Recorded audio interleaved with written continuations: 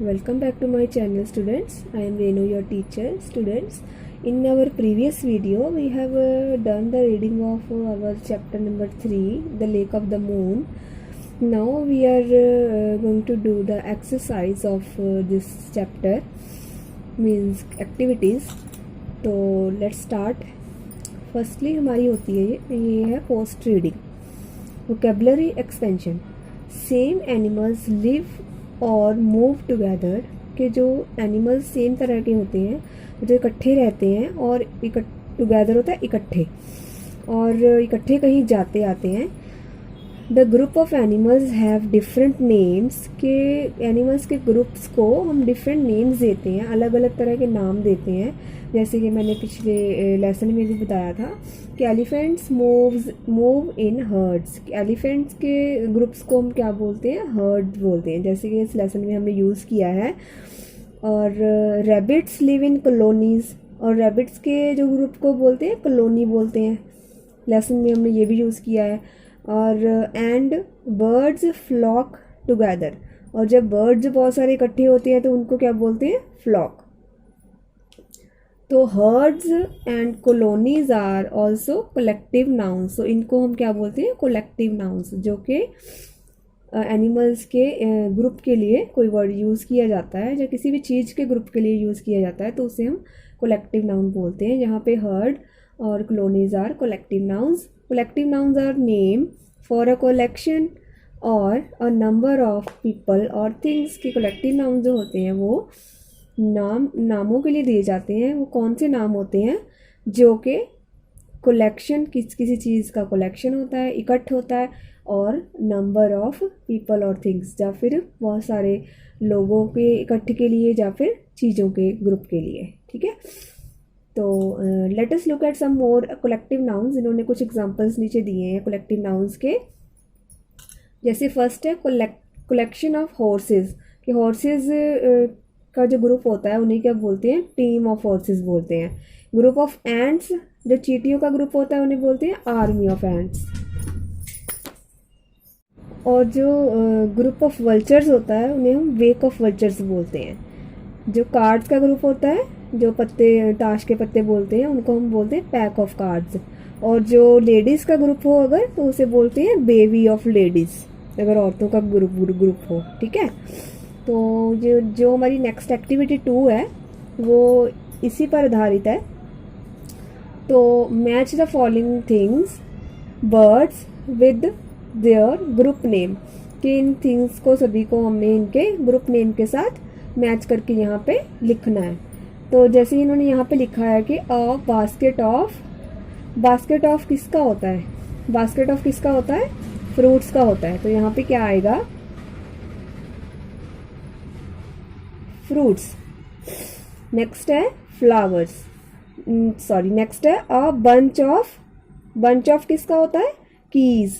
Bunch of क्या आएगा? Keys. Next है a library of books. Library जो बुक्स का होता है ना ग्रुप, तो उन्हें क्या बोलते हैं? लाइब्रेरी बोलते हैं. तो लाइब्रेरी ऑफ बुक्स. नेक्स्ट है अ पैक ऑफ कार्ड्स. नीचे हमने यहाँ बताया था मैंने आपको कि जो कार्ड्स का ग्रुप होता है उसे हम पैक बोलते हैं. तो पैक ऑफ कार्ड्स. नेक्स्ट है अ बुकेट ऑफ.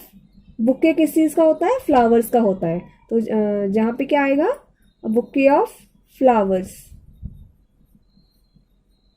नेक्स्ट है पेयर ऑफ किसका होता है? शूज. यहाँ पे क्या आएगा? शूज. Pair of shoes. ठीक है, तो नेक्स्ट देखते हैं learning to read and comprehend.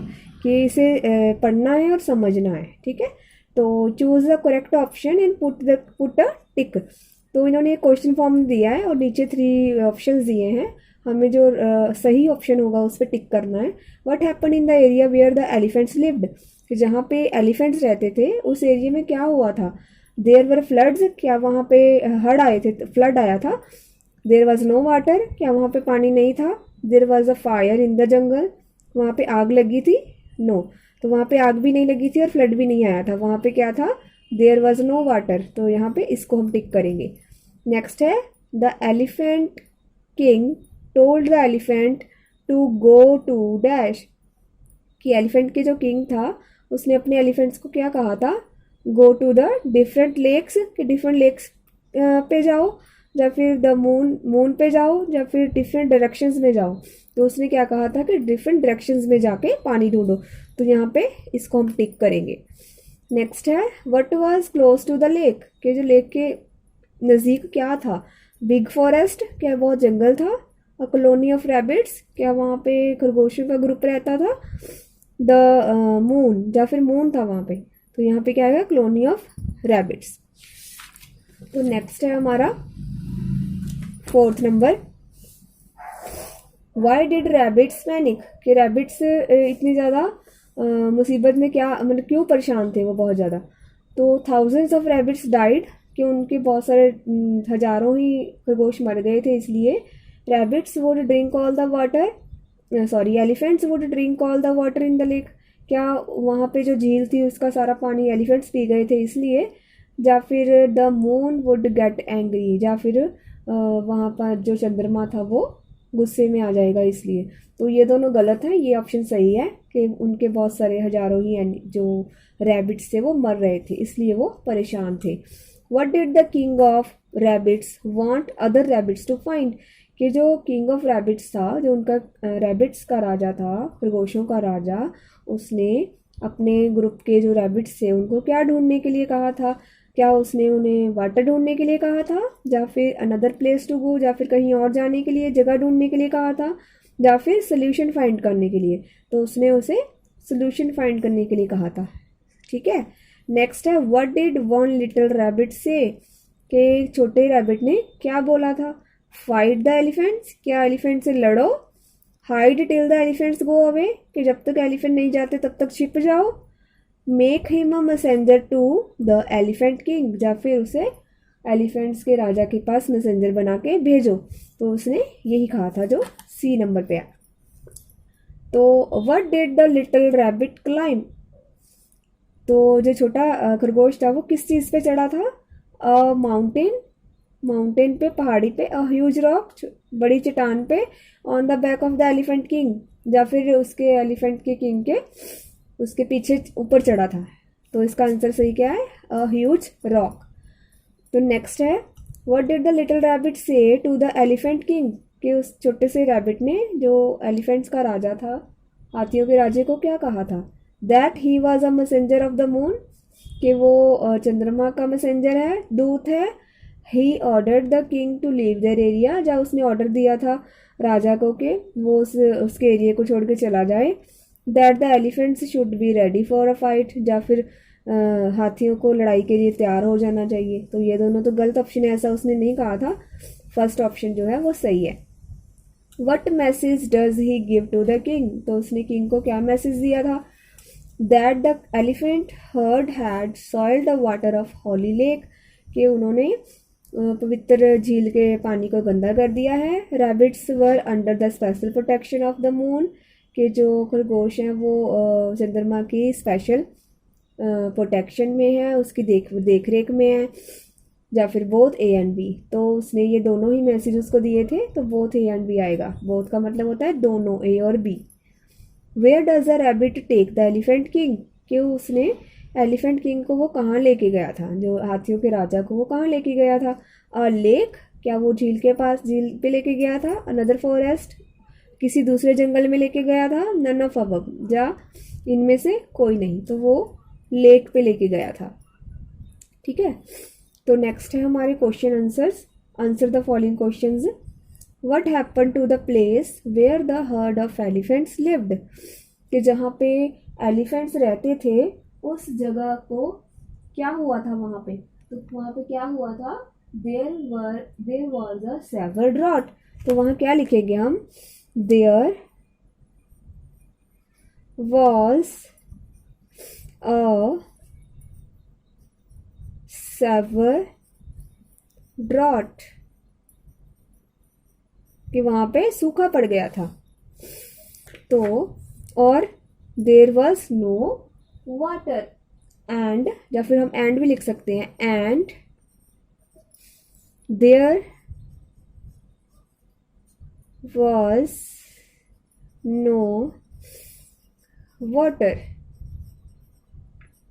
ठीक है, तो नेक्स्ट क्वेश्चन है हमारा where was the water found, कि उन्हें पानी कहाँ से मिला। The water was found in the lake in another jungle. तो क्या लिखेंगे, the water was found in a lake in another jungle।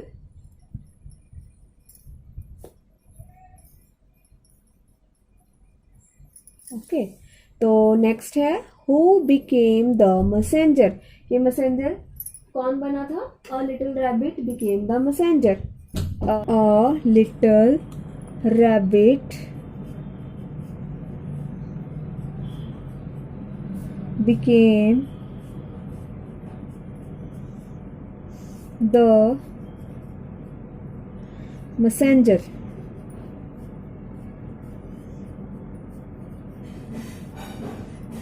तो नेक्स्ट क्वेश्चन है हमारा why did the water move to and fro, कि जो पानी है वो हिलने क्यों लगा था। The water moved to and fro because it was disturbed. क्या आएगा, the water moved to and fro because it was disturbed। Students, अगर आपने ये सब एक्टिविटीज़ आप तभी कर पाओगे अगर आपने इसकी रीडिंग अच्छी तरह से की होगी। तो इसके लिए आप मेरी प्रीवियस वीडियो देख सकते हैं जिसने नहीं देखी है, इसका लिंक मैं नीचे दे दूँगी, तो आप नीचे जाके देख सकते हैं।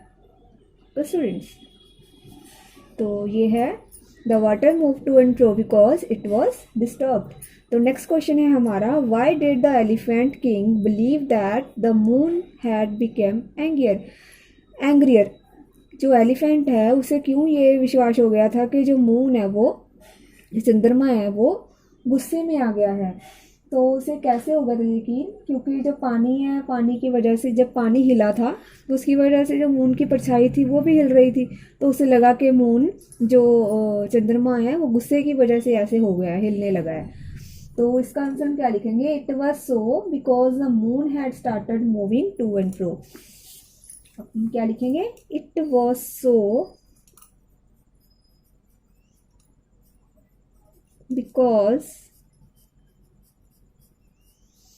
the moon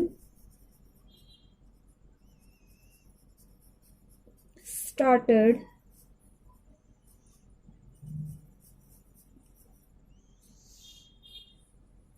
moving